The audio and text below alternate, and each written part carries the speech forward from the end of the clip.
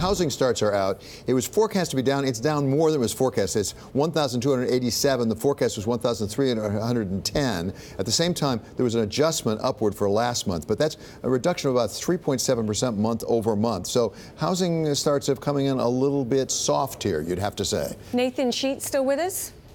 What do you think? So there's a fair amount of volatility in these numbers from month to month. So I wouldn't be inclined to get too concerned about any given month's data.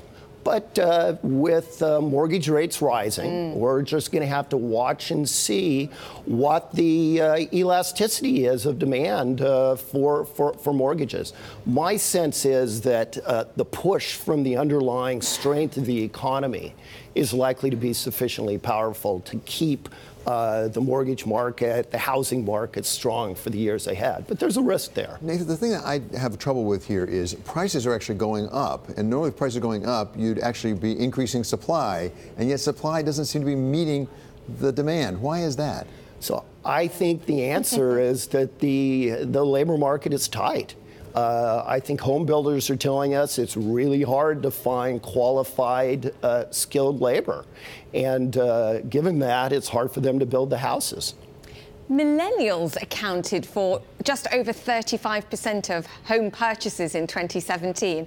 That is a fascinating figure. Talk about the millennial impact on this market in particular. Well, one of the great questions of this recovery has been, why is household formation so low, which then feeds over into low housing starts.